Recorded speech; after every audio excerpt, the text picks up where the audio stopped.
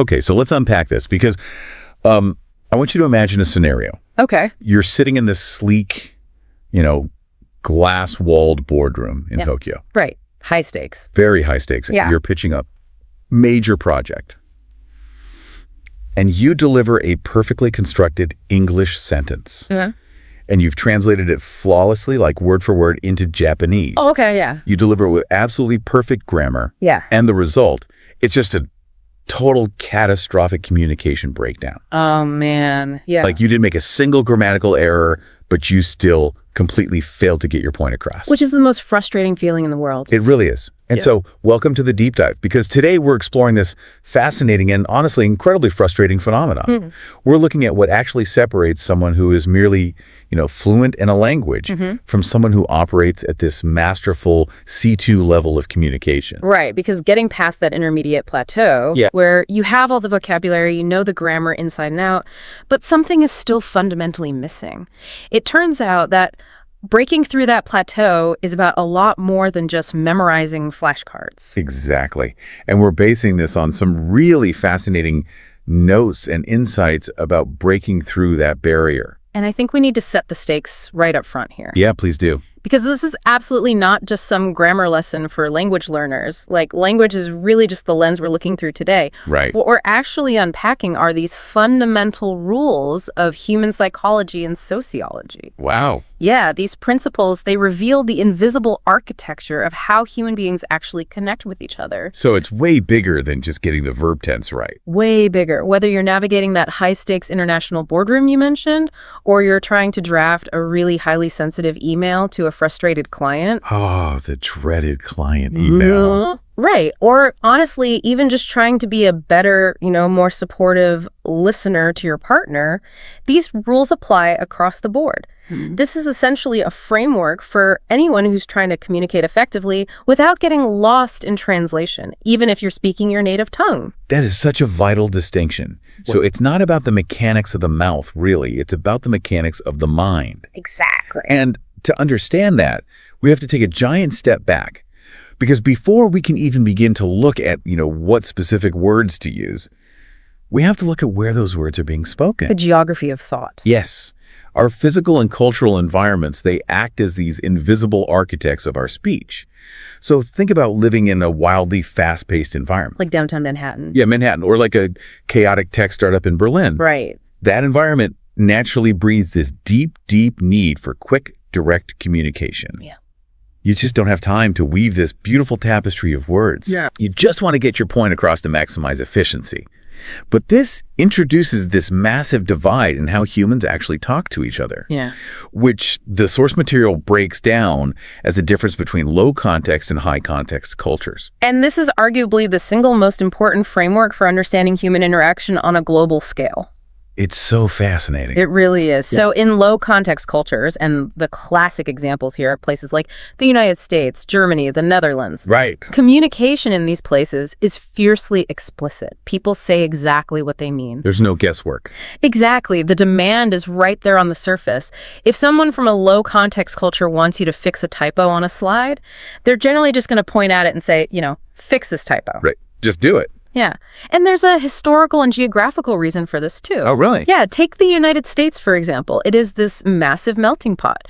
For centuries, you had people arriving from entirely different backgrounds who shared no common history, no common religion, no shared social norms. Right. Total strangers trying to build a country. Exactly. And they had to figure out how to build cities and run businesses together. So when you don't share a background with someone, you can't rely on unspoken assumptions. Oh, that makes so much sense. Right. You have to spell everything out explicitly or the whole system just falls apart. Okay, so it sounds like low context communication is basically like reading a simple, unformatted text document. Yes. Like what you see on the screen is exactly what you get. There's no hidden code. Exactly. But then high context communication, that's more like a heavily encrypted file. Like you can have the file, you can see the words, but if you don't have the cultural key to read the white space between the lines, it's just gibberish. That is such a perfect way to visualize it, because in high context culture, so we're talking about places like Japan, many Arab nations, parts of Latin America, Okay. Communication relies so heavily on the unspoken.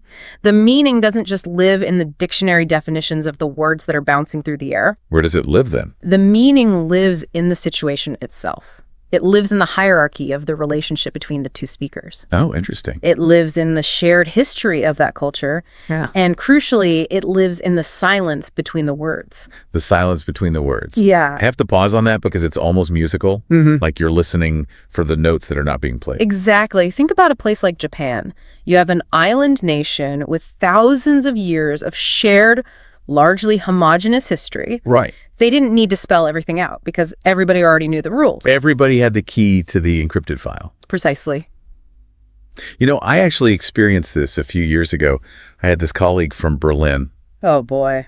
Low context. Extremely low context. Yep. And for the first 6 months we worked together, I was entirely convinced he just hated me. I really did. His emails were just painfully blunt. It would just be like, this is incorrect, do it this way. Ouch. And I was agonizing over it. Yeah. I was like, what did I do to offend him? Until someone finally pulled me aside and said, no, he thinks you're doing a great job. He's just German.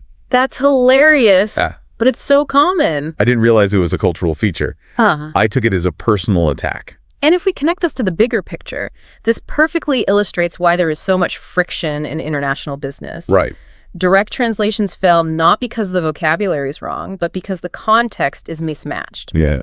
If you bring a low-context explicit demand into a high-context relationship-driven environment, the true feeling of the message is just completely destroyed. It's like bringing a sledgehammer to a delicate operation. Exactly. You might technically be understood, like they know you want the typo fixed, but you've failed to communicate effectively because you've ruptured the social fabric of the room. Wow. And the neuroscience actually backs this up. Really? Yeah, a blunt demand in a high-context culture actually triggers an amygdala response. The fight or flight center. Exactly. It reads as a threat, not a request. That is wild. So if the world isn't just one or the other anymore, like if we're living in this giant overlapping globalized mix of high and low context cultures every single day, then the ultimate survival skill for an advanced communicator has to be this profound linguistic flexibility. Absolutely. Like you have to know how to seamlessly shift gears from that direct bluntness to indirect diplomacy, entirely depending on who is sitting across the table from you. Precisely. And this brings us to a really brilliant everyday example from the source material of how this plays out in real life. Let's hear it. Let's talk about how to critique a document. Okay. Let's say you're looking at a financial report and the data in section 4 is just flat out incorrect. Happens all the time. Right. The direct low context approach is incredibly simple. You just say, this report is wrong, please fix it. Which, if you're sitting in a fast-paced office in New York, probably just gets a nod and a quick, I'm on it. Yeah, exactly. The transaction is clean, it's done. But now let's look at the indirect high context approach. An advanced diplomatic speaker, someone at that true C2 level of fluency, might say something like, I think we might need to review the data in this section again. The numbers don't seem to align perfectly with our projections. Okay, wait. I have to jump in here. I have to play devil's advocate for a second. Go for it. Because if I am in a fast-paced environment, taking 30 words to say what could literally be said in 7 words, that feels like a great way to deeply annoy my boss. Yeah, I hear you. Isn't that second sentence just beating around the bush? Like, Yeah. Doesn't efficiency matter? We just established that chaotic modern life demands quick communication. Why are we suddenly tiptoeing around the issue? This is such a fair question, and honestly, it is the ultimate trap that intermediate communicators fall into. Okay. Because the indirect sentence isn't actually about wasting time, it's about preserving social harmony and saving face. Think face. Yes.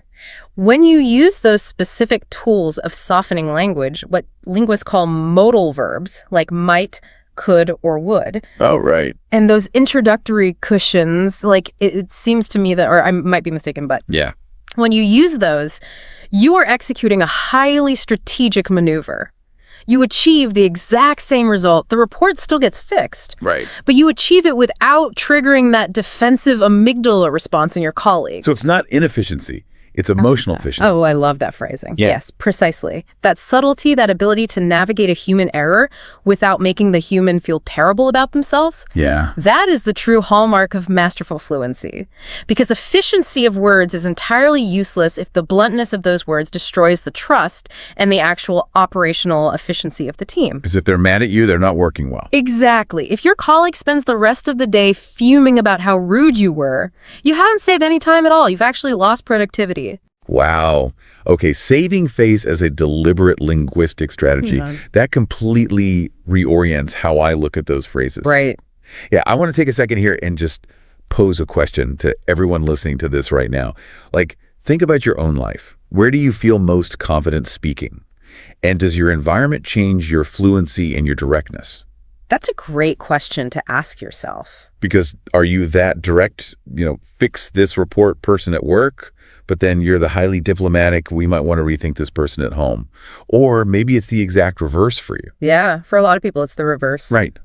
It is just wild to reflect on how our physical surroundings totally dictate the version of fluency we tap into on any given day. And just having an awareness of that shift is really the first step toward actual mastery. Okay, so once you have learned to navigate that cultural context, Yeah. once you know how to avoid accidentally offending someone through diplomacy, you face the next major hurdle. Which is? You have the floor. You haven't offended anyone.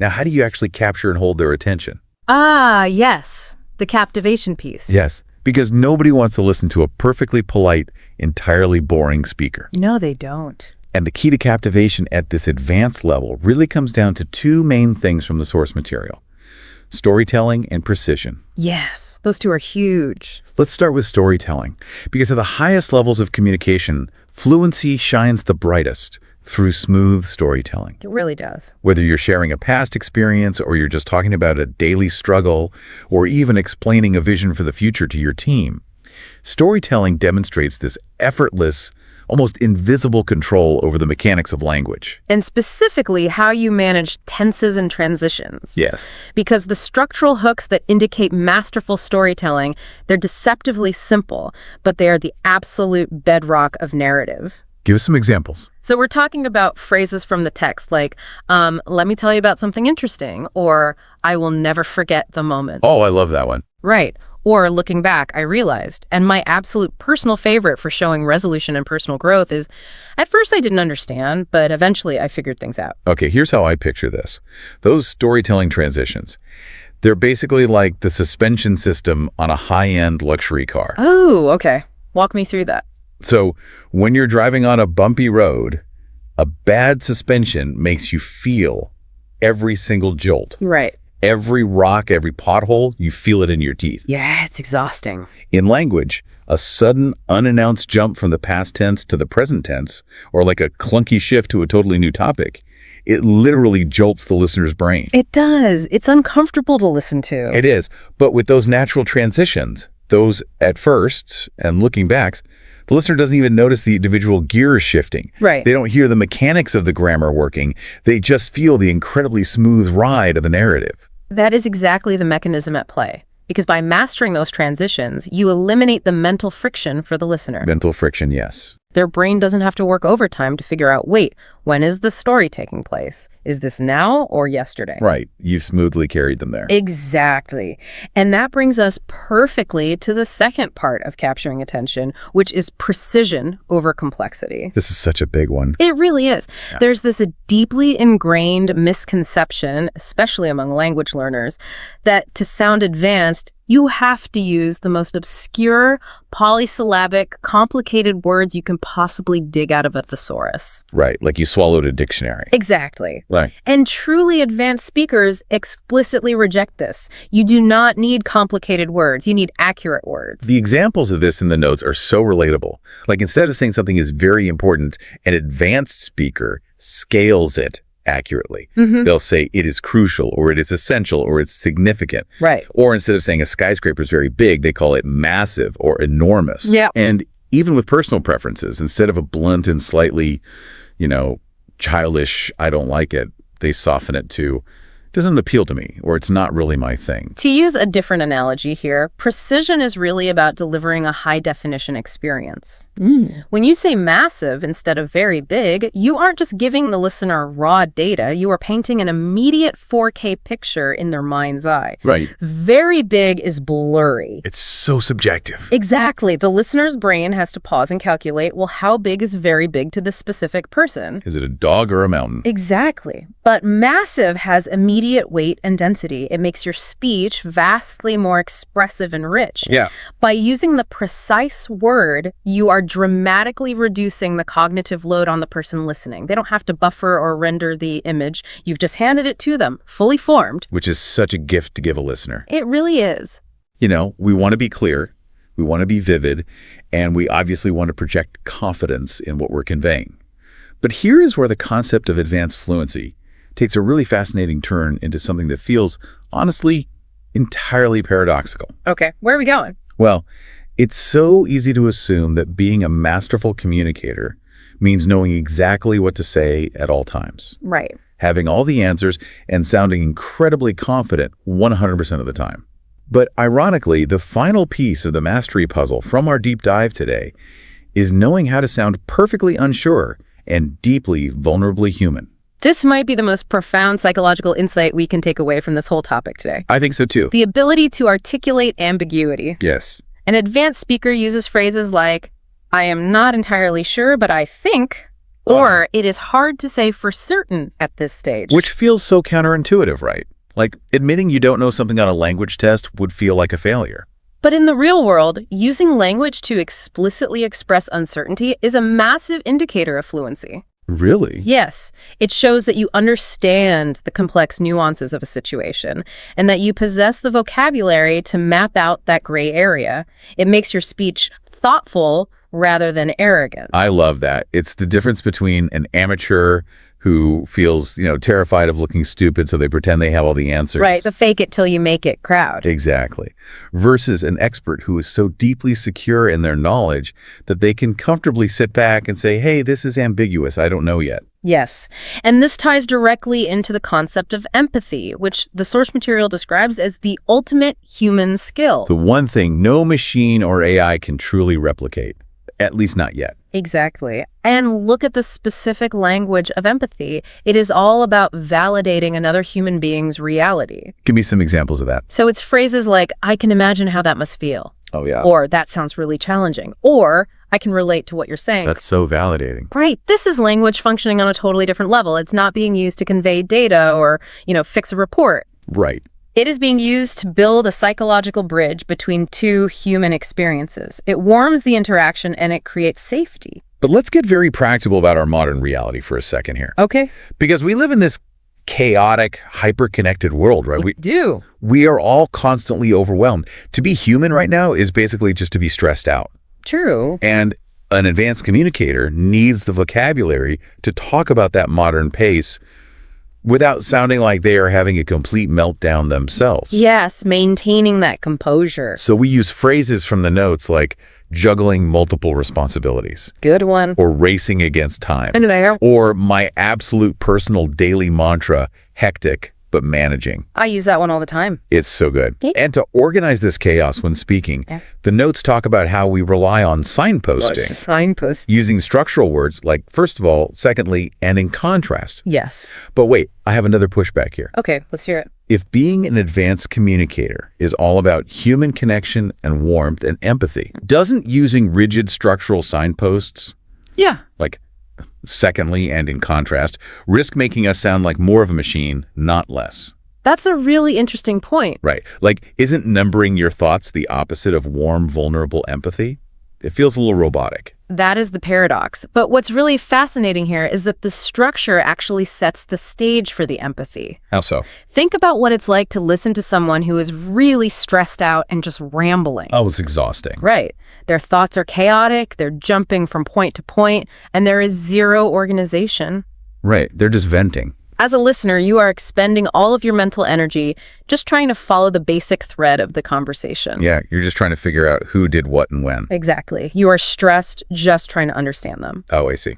So signposting, using, for Firstly. Secondly, in contrast, it organizes the logic automatically for the listener. It does the heavy lifting. Yes. And because the logic is structurally sound, because the listener doesn't have to work hard to follow the plot, it frees up the emotional bandwidth for both of you to actually connect on a human level. Oh, that makes so much sense. The structure is basically just the foundation of the house. Yes. You need this rigid, really solid foundation so that the living room inside can feel safe and warm and inviting. Exactly. I love that analogy. The ultimate takeaway from all this material is that advanced communication is not about perfection. Right. It is not about never making a grammar mistake. And it is certainly not about memorizing the entire dictionary. Thank goodness for that. Right. It is entirely about clarity, confidence, and connection. Clarity to be understood without that cognitive friction. Confidence to navigate the terrifying ambiguity of the gray areas. And connection to actually reach the human being sitting across the table from you. Beautifully said. Thank you. So, to bring all of this together and really recap what we've explored today, mastering communication at that elite C2 level is this incredibly rich blend of skills. It really is. It starts with the cultural awareness to know whether you are standing in a high or low context environment. Essential. It requires the diplomatic softening to save face and preserve social harmony when things inevitably go wrong. Right. Fixing the typo without ruining the relationship. Exactly. It leans on precise, high-definition storytelling that paints a vivid picture for the listener. Yeah, 4K image. And ultimately, it relies on the vulnerability and human empathy that makes the whole endeavor of talking to each other worthwhile in the first place. Yeah. It really is just about expressing who you are and how you see the world. You know, when you look at it through this lens, it is a completely different paradigm for understanding how we relate to one another. It really changes everything. It moves language from being this sterile academic exercise, just passing a test, into the very messy, beautiful core of the human experience. It really does. And to wrap up the deep dive, I want to leave everyone listening with a final, slightly provocative thought to chew on. Oh, I like provocative. We spent all this time today looking at how our cultural environment shapes the way we speak and how the specific words we choose dictate our level of empathy and diplomacy. Right. So as you go out into the world today and you practice adopting these advanced diplomatic structures, Yeah. whether you're doing it in a second language you're trying to master or even just being more mindful in your native language, I want you to ask yourself a question. Okay. Are you just changing your vocabulary, or are you actually rewiring your personality? Oh, wow. Think about it. If you actively practice speaking differently, like if you force yourself to use the language of empathy, if you carefully soften your critiques to preserve harmony, Right. if you admit ambiguity, do you eventually become a different, more empathetic person? That is a fascinating question. Take a look at your own communication toolkit today and ask yourself how the words you are choosing might be actively shaping the exact way you view the world.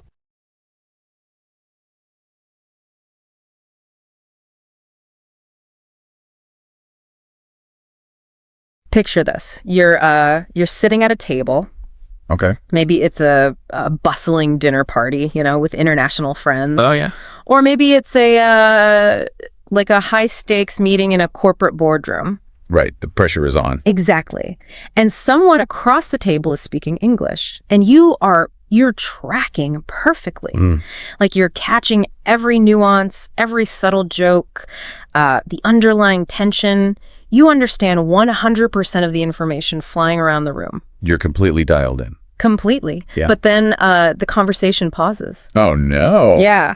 The spotlight suddenly swings your way. Everyone is looking at you, waiting for your input. Terrifying. Right. And in your native language, you would deliver this nuanced, deeply insightful observation. You'd be brilliant. You'd be brilliant.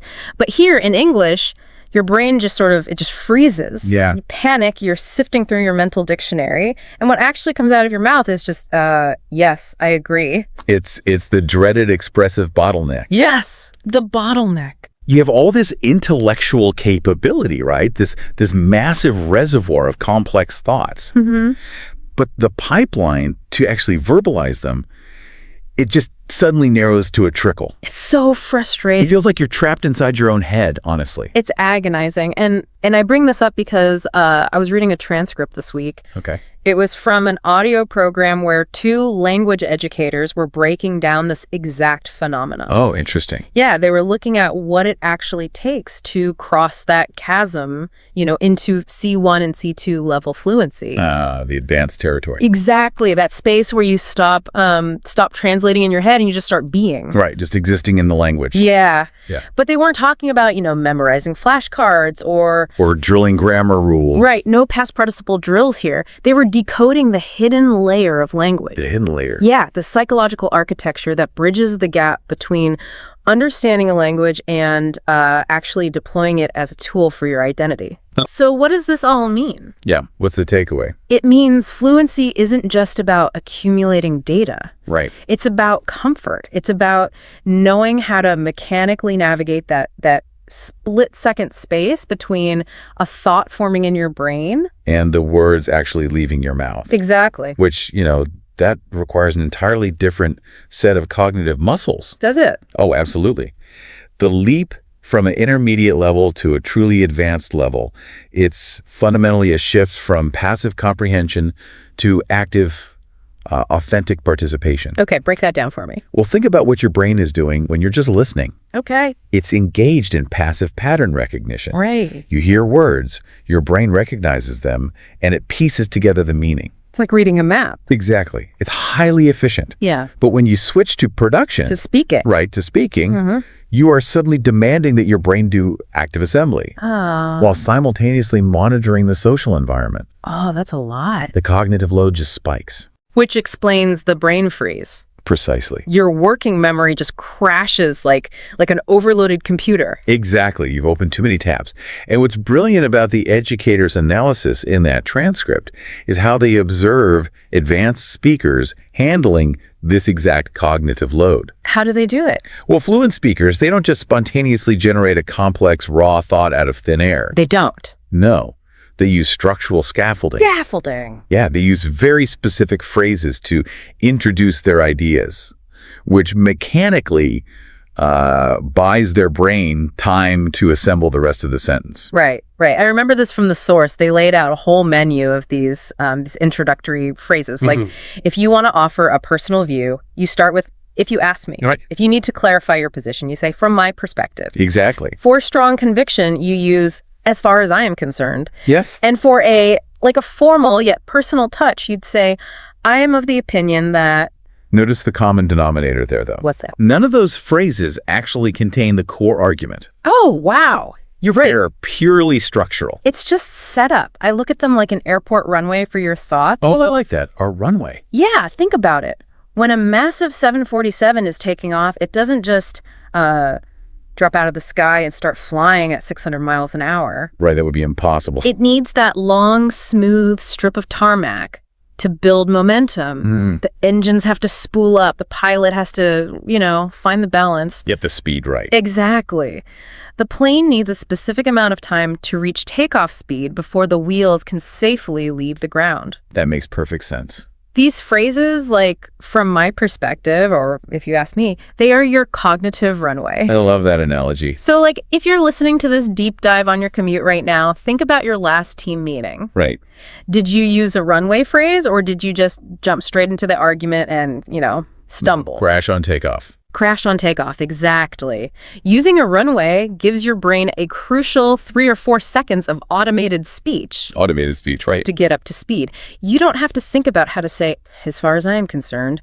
It's just muscle memory at that point. It's muscle memory. So while your mouth is running on autopilot, your working memory is busy formulating the actual substance of the argument you're about to make. That is exactly how it functions mechanically. Right. It relieves the pressure on your working memory. Because you're doing so much at once. You really are. You're simultaneously translating, checking grammar. You're reading the room, yes, and trying to sound intelligent. Right. Giving yourself those few seconds with a practiced structural phrase, it prevents the system crash. But wait, let me push back on this a little bit. Sure. Looking at this specific list of phrases, doesn't a phrase like, I am of the opinion that sound entirely too robotic? In what context? Well, If I'm sitting at a pub with friends having a beer and I suddenly say, I am of the opinion that this pizza is undercooked. Yeah, They are going to look at me like I've swallowed a textbook. They absolutely would. It feels completely unnatural. Well, if we connect this to the bigger picture, we have to recognize that true fluency is inseparable from situational awareness. Situational awareness. Oh, boy. You are completely right. Deploying boardroom language in a casual pub is going to sound ridiculous. Right. It's just weird. It signals a lack of social calibration, but that is the actual benchmark of C1 and C2 proficiency. Oh, really? Yes. Having the situational awareness to choose the right runway for the right environment. Oh, I see. It's about register. Yeah. I am of the opinion that, like you said, is a highly formalized structure. Very stiff. You deploy that when you want to signal gravity, distance, and objectivity. So like in a professional setting. Exactly. A professional setting where you are rendering a professional judgment and you want to separate your personal emotions from the facts. Okay. In the pub, you would dial the register all the way down and rely on, if you ask me. If you ask me, this pizza is raw. Exactly. Much more natural. So the runway doesn't just buy you time, it actually signals to the listener the exact weight and trajectory of the statement that's about to land. Precisely. It sets the parameters of the conversation before you've even made your point. Wow. But there's another mechanical benefit here too. It's that. Authority. Authority. Yeah, when you start a sentence with a strong, unbroken phrase like, as far as I am concerned, Right. you immediately command the room's auditory real estate. You take the floor. You take the floor. You sound entirely in control, even if internally you are frantically trying to remember the English word for, like, supply chain logistics. That is so true. You've established dominance over the pacing of the conversation. Okay, let's unpack this, because having established that structural foundation, the conversation in the audio program moves into territory that I think is the biggest stumbling block for anyone speaking a second language. And what's the... We're moving from the structure of the thought to the tone of the thought. Tone. Because language is not just a sterile data transfer. Not at all. It is a conduit for emotion. And how you deliver a sentence fundamentally shapes how people perceive your competence. Tone is the invisible architecture of a relationship. The invisible architecture. Yes, you can say the exact same words, but the tonal delivery dictates whether you are perceived as a collaborator or an obstacle. They gave a contrast example in the source that perfectly illustrates this. Oh, the pitch example. Yeah, the pitch example. Imagine someone pitches a new strategy at work and they ask for your buy-in. Okay. Response A is, yes, I guess. Ouch. Right. Response B is, I think that would work really well. Huge difference. On paper, if we are just looking at raw data, both are technically affirmative. Sure. Both mean yes, but mechanically they function in completely different ways. Absolutely. The first one, yes, I guess, it bleeds confidence from the room. It really does. It sounds reluctant, unsure, maybe even passive-aggressive. Like you're being dragged along. Exactly. But the second one, I think that would work really well. It injects energy into the room. What's fascinating here is how the advanced speaker uses tone to actively manage the social dynamics of the room. Manage the dynamics. Yeah. At the beginner or intermediate stages, learners are really just trying to get the vocabulary right. Just finding the word. They're just trying to survive the interaction. Right. But at the advanced level, you have to realize that your tone is doing as much heavy lifting as your vocabulary. Wow. It's about utilizing phrases that are undeniably polite, yet firmly assertive. Polite yet assertive. That's a tricky balance. It is. It's replacing a blunt demand like, I want to do this. Which is very aggressive. Right, replacing that with the more strategic, I would prefer if we could. I would prefer if we could. It's so much softer. Or, instead of jarring the conversation to a halt with, I have an idea. You slide into the flow with, one thing I would like to add is, that is so smooth. It is. Which honestly brings us to the absolute terrifying peak of second language communication. Oh boy. What's the peak? Disagreeing. Oh yeah, that's the one. I cannot overstate how stressful it is to disagree with someone when you aren't perfectly confident in your language skills. It's paralyzing. You are so hyper-aware of accidentally causing offense because you might lack the cultural nuance. Right, you don't want to step on toes. So what do most people do? They agree. They just nod. They agree with terrible ideas just to avoid the linguistic risk of conflict. Just to get out of the situation. Yeah, they don't want to sound aggressive. But the educators highlighted a phrase that completely solves this. Let's hear it. I'm not entirely sure about that, but here is how I see it. It is a masterclass in conversational de-escalation. A masterclass. I look at that phrase as a conversational shock absorber. A shock absorber. Elaborate on that. Think about how a shock absorber works on a car. Okay. You are driving down a road and you hit a massive pothole. Bam. Bam. If your car has a rigid suspension, the kinetic energy from that bump travels straight into the chassis. Right. Rattles your teeth and maybe breaks an axle. It's a rough ride. The disagreement is the pothole. If you hit it with rigid language, like you are wrong. Ouch. Right. You damage the chassis of the relationship. The whole car falls apart. Exactly. But the phrase "I'm not entirely sure about that" acts as a coiled spring. It absorbs the hit. It absorbs the kinetic energy of the disagreement.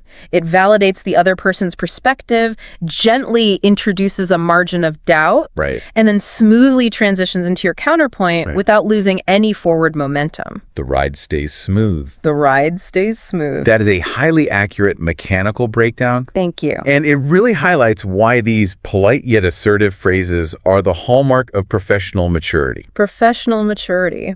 Yeah, because when speakers lack these conversational shock absorbers, they tend to violently oscillate between two extremes. What do you mean? Well, either they are completely passive. Right, swallowing their opinions. Exactly, swallowing their actual opinions because they don't know how to disagree politely. Or Or they come across as overly aggressive because the only vocabulary they have for disagreement is blunt and unvarnished. like, that's a bad idea. Right.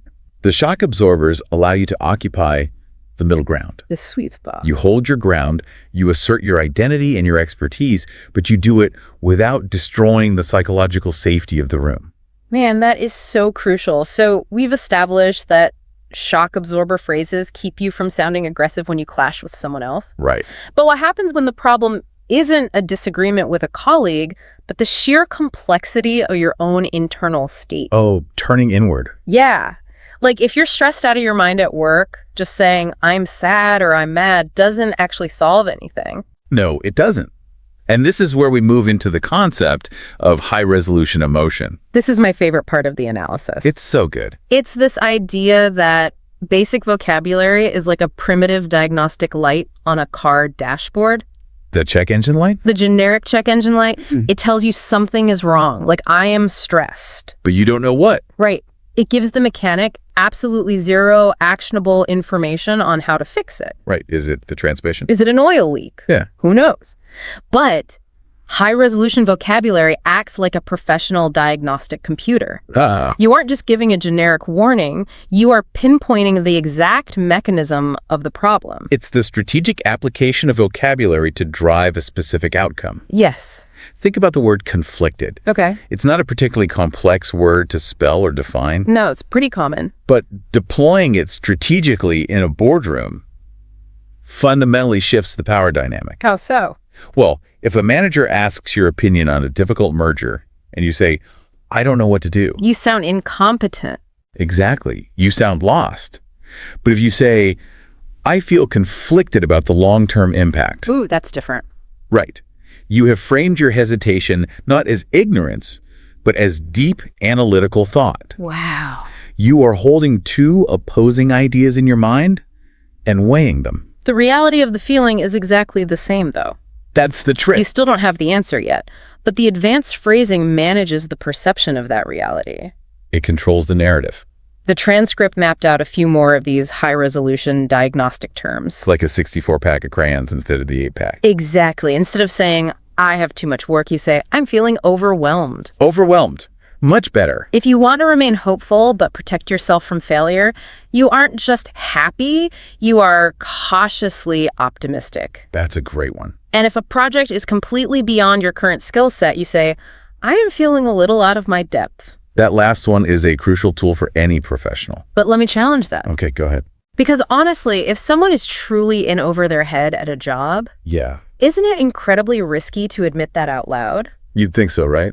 Yeah, I mean, why is a phrase admitting that you can't handle something considered a marker of advanced communication rather than just a glaring red flag to your boss that you are weak or underqualified? Because of how it frames the problem mechanically. Okay. Let's look at the alternative. If you lack the vocabulary for subtle emotions, your brain still has to process the stress of being underqualified. Right, the stress is still there. How does it usually come out?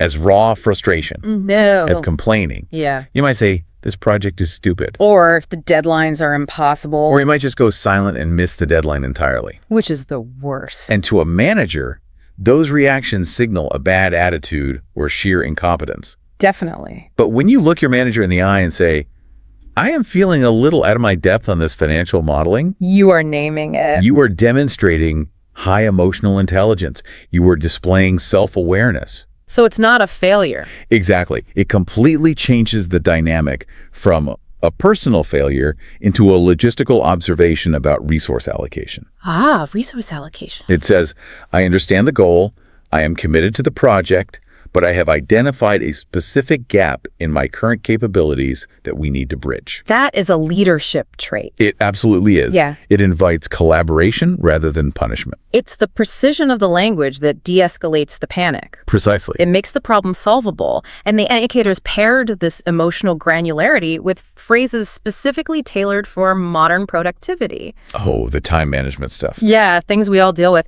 They highlighted the power of saying, I have been trying to prioritize my tasks more effectively. Rephrase. Or admitting I tend to procrastinate when I feel stressed. Very honest. And one that I think resonates with literally everyone listening right now, I am learning to set healthier boundaries with my time. And again, look at the power dynamic. Think about the difference between a junior employee saying, I am too tired to work late. Right. Versus saying, I am setting healthier boundaries with my time. It's night and day. The first one sounds like a complaint. It sounds like you're asking for permission to stop working. Exactly.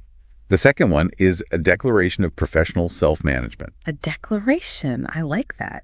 It sounds like you are managing your long-term output to prevent burnout, which ultimately benefits the company. Right. It commands respect rather than asking for pity.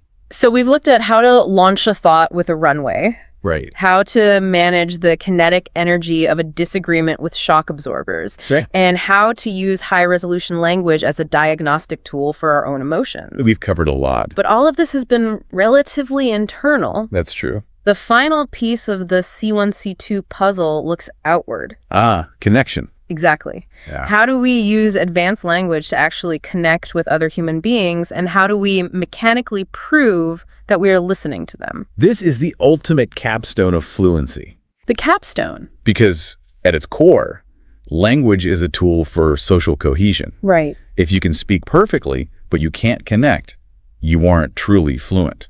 The transcripts laid out some incredibly effective relationship-building phrases for this. Let's hear them. Acknowledging someone's unseen effort by saying, I really appreciate the effort you put in. Simple, but powerful. Validating a difficult conversation with, I value your honesty. Love that one. Showing empathy with, I understand what you are going through. Those phrases act as social glue. Social glue. They build the trust required to use the shock absorbers we talked about earlier. Oh, that makes sense. Yeah, if you haven't built rapport with those warm, validating phrases, your shock absorbers will eventually wear out. They need maintenance. Exactly. Here's where it gets really interesting for me, though. Okay. Beyond just offering empathy, the educators highlighted the mechanical skill of summarizing and paraphrasing. In the right phrasing, yes. They pointed out that advanced speakers don't just repeat what they heard word for word. No, they don't. They rephrase it. They take a basic sentence from a colleague, like, he said he cannot come because he is busy. Right. And they transform it in real time into, he mentioned that he wouldn't make it due to a busy schedule. Much more polished. I was thinking about this, and it's exactly like a musician performing a cover song. A cover song. Walk me through that. Think about what makes a great cover song work. Okay. When a brilliant artist covers a classic track, they don't just play the exact same notes at the exact same tempo on the exact same instruments. Right. What's the point of that? If they did that, it would just be a recording. Yeah, a karaoke track. Exactly. What they do is keep the original melody, right? The core undeniable facts of the message. The essence of it. But they completely change the style, the instrumentation, and the rhythm to fit their own natural voice. Oh, I see where you're going with this. Paraphrasing is the conversational equivalent of a cover song. That is brilliant. You are taking someone else's data, filtering it through your own unique vocabulary and syntax, and producing a cover version that sounds completely authentic to you. While still honoring the original meaning. Exactly. This raises an important question, though, about the neurology of listening. Okay, hit me. Why go through the effort of producing a cover song when you could just hit replay? Right. Why not just repeat it? It's because of what it proves to the person across the table. What does it prove? Anyone can act like a parrot. Sure. If someone tells you a complex fact and you just repeat it back verbatim, word for word, you have proven that your auditory cortex registered the sound waves. That's it. But you haven't necessarily proven that you comprehended the meaning. Oh, wow.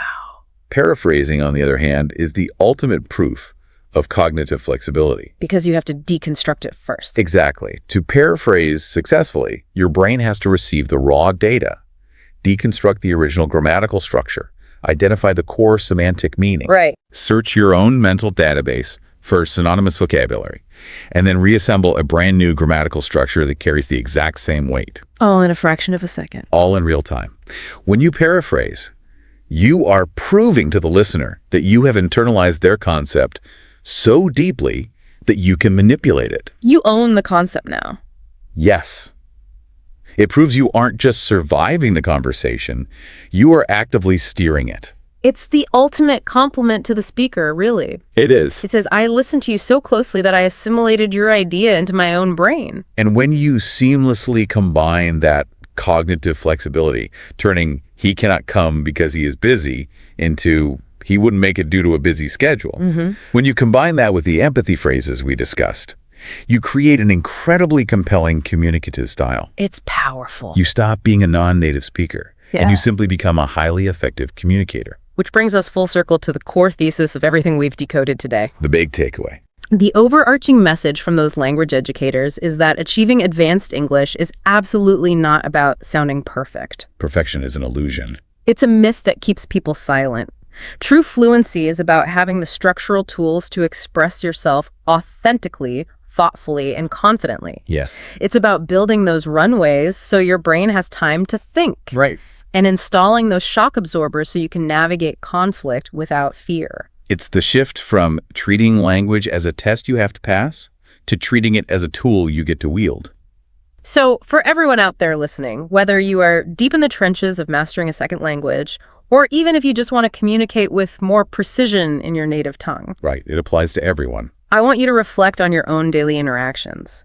Think about your actual life right now. Take a look at your days. Do you feel truly productive, or do you just feel constantly overwhelmed? Good question. How are you actually managing your boundaries at work?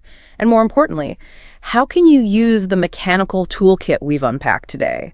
You know, the high-resolution diagnostic words, the polite assertiveness. The runways. The runways. How can you use them to express that reality to the people around you, rather than just suffering in silence? I want to leave the listener with one final concept to mull over, building on that exact idea. Okay, let's hear it. The text we analyzed explicitly noted that language is intertwined with emotion and identity. Right. We've spent the last half hour exploring how specific advanced phrases allow you to set boundaries, project confidence, and navigate disagreements without causing offense. This raises a deeply fascinating, somewhat philosophical question. Oh, I like philosophy. If our vocabulary dictates how precisely we can express our internal world, does reaching C1 or C2 fluency actually alter our personality? Oh. When you step out of the familiar, perhaps informal constraints of your native language and step into advanced English. Armed with these new tools. Right? Armed with these highly specific, culturally tuned phrases for polite assertiveness and emotional granularity, do you effectively become a slightly different, perhaps more intentional version of yourself? Does the language you speak change the person you are? Exactly. That is a brilliant question to chew on the next time you find yourself sitting at that dinner party or in that boardroom waiting for the spotlight to swing your way. Until next time.